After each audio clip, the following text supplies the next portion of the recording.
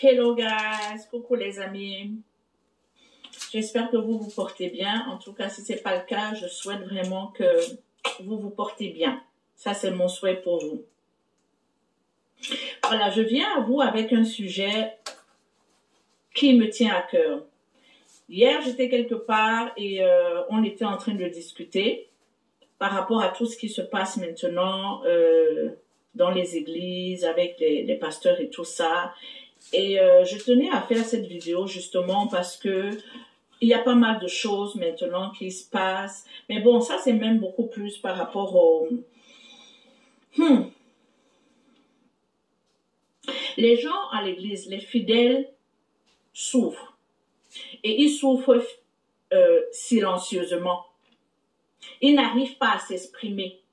Parce qu'ils ont peur de s'exprimer. Parce qu'ils n'arrivent pas à s'exprimer. Parce qu'on ne leur donne pas l'occasion de s'exprimer. Et quand bien même ils voudront même s'exprimer, mais qui va les écouter? Parce que le pasteur est occupé. Occupé à réclamer de l'argent. Occupé dans ses propres business. Occupé à ce qui le concerne lui. Et non ce qui concerne le peuple. Et non ce qui concerne ses fidèles. Pasteur, je ne refuse pas que vous ayez 10 000 voitures. Je ne refuse pas que vous ayez 10 000 maisons, 10 000 costumes, j'en sais rien. Mais mon problème, c'est qu'en tant que pasteur, vous devez, votre mission est de prendre soin de la bergerie, de make sure que la bergerie a de quoi manger, de make sure que la bergerie a de quoi se vertir, de make sure que la bergerie a de quoi se déplacer pour venir à l'église. Est-ce que vous savez que dans vos églises, il y a des fidèles qui n'ont pas de voiture, qui n'ont pas de vélo, qui n'ont pas de moto, que pour venir à l'église, ils doivent marcher pour venir à l'église.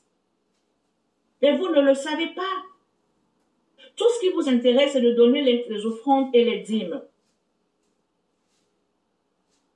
Est-ce que vous savez que la famille qui est venue aujourd'hui là, ils ne savent même pas comment est-ce qu'ils vont faire pour manger aujourd'hui?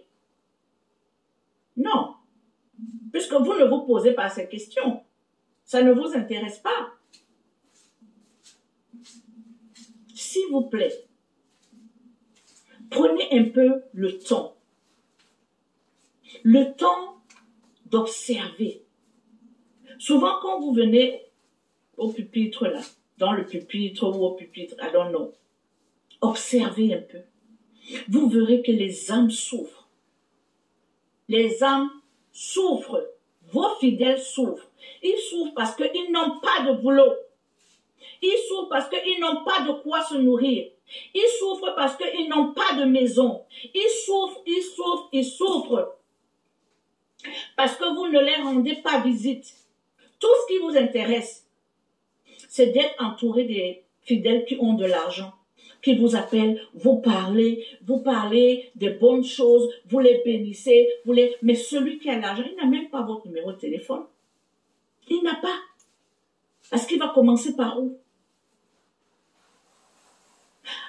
Moi, ce que je vous suggère, créez des entreprises. Si vous ne pouvez pas créer les entreprises à l'église, là, il y a des fidèles qui sont des chefs d'entreprise. Ayez souvent des réunions avec votre staff et que le staff cherche à savoir combien de diplômés il y a à l'église qui n'ont pas de travail, combien de chômeurs, comment est-ce qu'on peut les aider, comment est-ce qu'on peut trouver du travail pour eux en créant du travail. En leur donnant du travail. Il y a des médecins qui sont au milieu de vous. Mais personne n'est au courant qu'il y a un médecin, personne n'est au courant qu'il y a des banquiers, personne. On ne sait pas. Mais tout se passe entre vous. Moi, quand j'ai besoin d'aller acheter mon pain chez le boutiquier, je dois aller chez un étranger. Pourtant que à l'église, là, il y a sûrement un boutiquier, mais je ne le connais pas. Il y a sûrement un banquier, je ne le connais pas. Je dois aller ouvrir mon compte dans une autre banque. Mais vous devez apprendre à connaître vos fidèles. Qui fait quoi et qui est dans le besoin de quoi? Comment est-ce qu'on peut aider? Il y a des fidèles là. Ils cherchent même là où ils vont amener leurs enfants. Dans quelle garderie. Ils amènent des enfants dans des garderies allez, des gens qui ne sont pas à l'église. Pourtant, à l'église, vous pouvez créer des garderies d'enfants et donner du travail aux gens.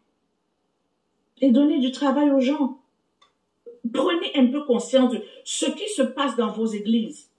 Cherchez à savoir qu'est-ce qui se passe dans mon église.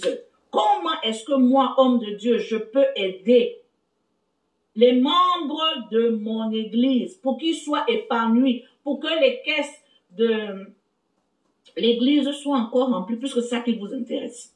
Mais donnez-leur du travail. Donnez-leur du travail. Je reviendrai vers vous avec la suite de ma vidéo. À bon entendeur, salut, que Dieu vous bénisse.